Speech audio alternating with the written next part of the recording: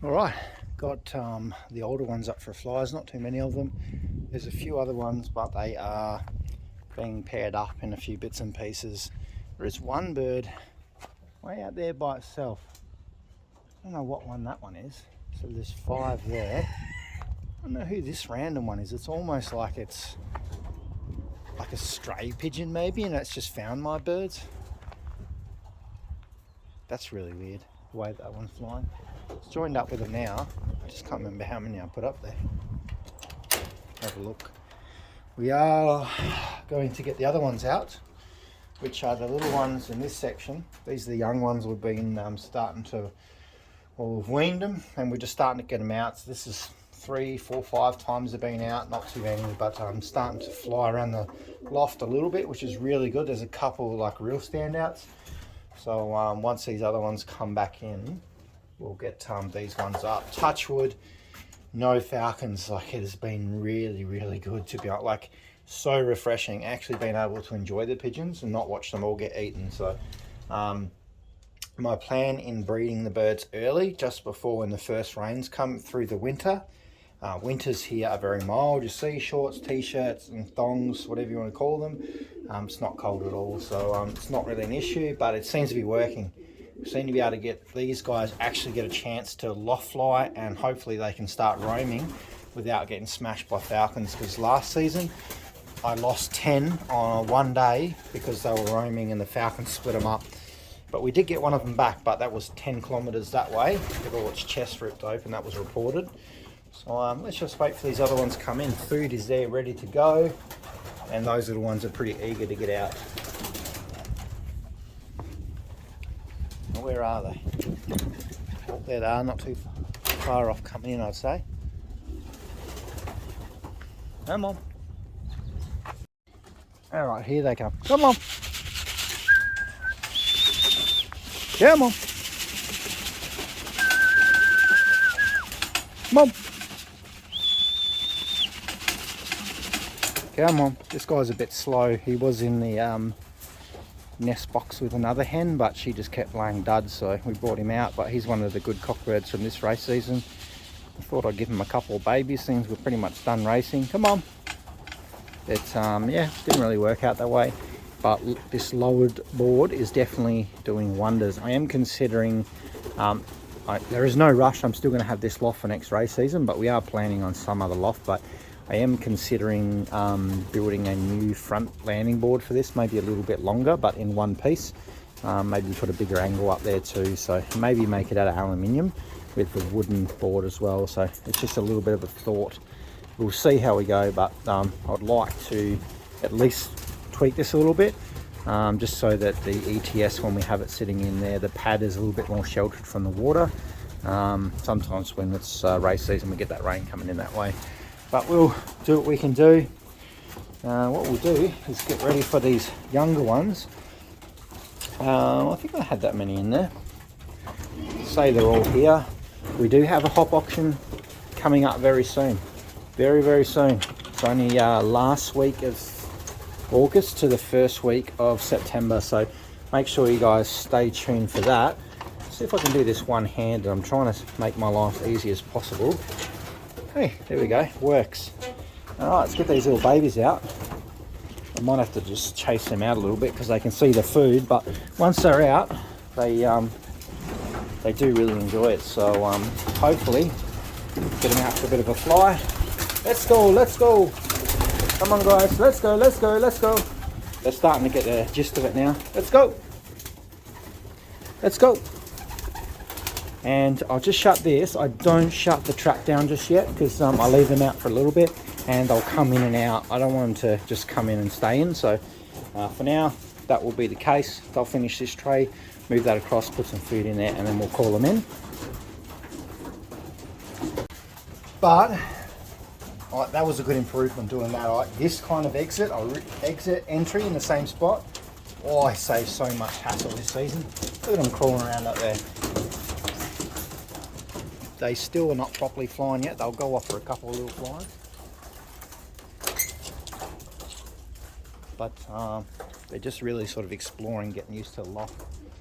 But there's no rush. We're just getting them working slowly because we've bred early, so we've got plenty of time now, which is really good. The only other thing I really would like is potentially like a removable cage section we can put here, and then we can just have the birds coming in now all day as babies. But oh, here they go, look. Oh wow, that's the one that has been really lazy too. Let's have a look at them. Here they come. Flying. Alright, this is the fun bit, trying to get them out, but they're doing pretty well. There's a couple in there. Look at them flying way out in the trees there. That's good to see. Getting a little bit of distance.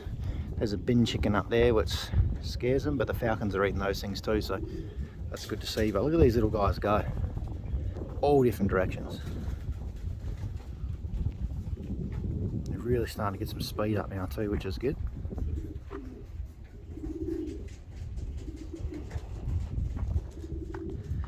I actually don't mind breaking in and flying these smaller groups of young birds. It's a lot more peaceful. I think you get a better control on them too, instead of doing like 40, 50 at a time.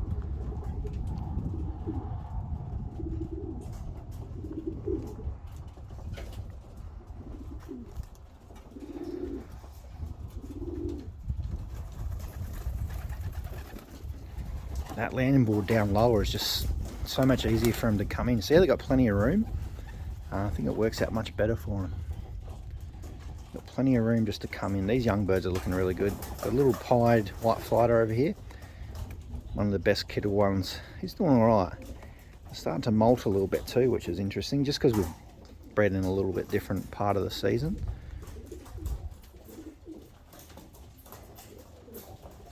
What are you doing in there? So this is what I mean. I don't shut the loft up just yet, because they will come in and out, and I don't want them down the grass. I was trying to avoid that. Who's that one there? He's a little rocket. He's still up flying.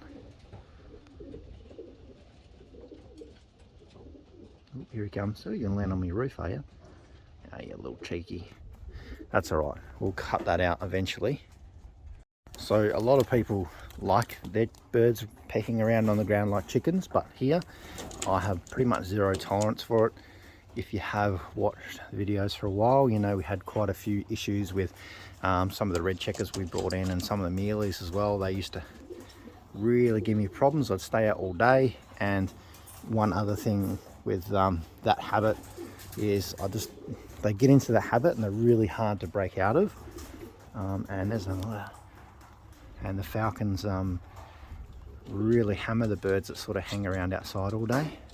So for me, it's flying or on top of the roof or in. There's no pecking around the ground. That's one thing I do not tolerate. But a lot of people do it, but not here.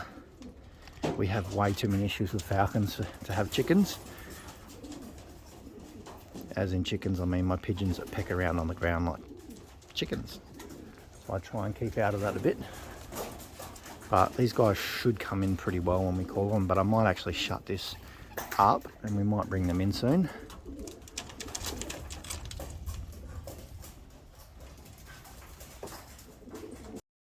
Right, what we'll do is I'll just shut this down. They might come in when they see me.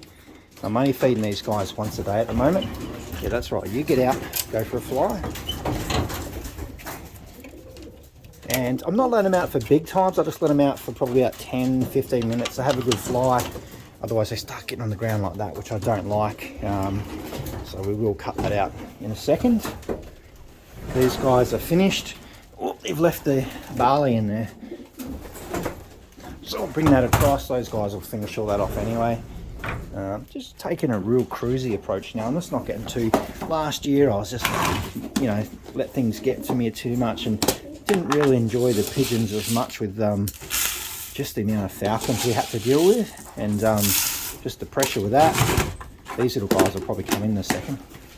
Come on! I want these ones dialed in pretty well. You see them coming in now. Come on! I just want control over the birds. That's the biggest thing for me. And you've seen the race videos. The birds generally, they don't waste any time. They come in like rockets and are straight in there. Partly to do the fact that they don't want to get eaten, so they come in pretty quick. Come on! There's still one. You probably can't hear me, that's all. Come on. Come on. Come on, you two. In we go. Come on. In you go. Come on. No mucking around. Oh, you're hesitating. You're hesitating, you die around here. Sounds so grim, but it's a true fact here that if the pigeons muck around, they generally don't last too long. But this group is all bred out of the best performing breeding pairs from last season. So basically all the blue bars and some of those checkers. The checkers are pretty new. That's some of the ones from Melbourne that have been doing really well in Victoria, in the VHA and the Greater Melbourne Pigeon Federation. So we brought some of them ones across here to mix into some of mine and see how they go. So this will be interesting because the Gabbies that we've got apparently really good with falcons, surprisingly. So I thought, hey, I'm going to give them a try. So we brought those ones across. Our Veenstras didn't fare too well against the falcons, but we will give them the benefit of the doubt. Give them a little bit more time because they are doing reasonably well for us in the one loft races. So, hey, we can only chip away and do our best.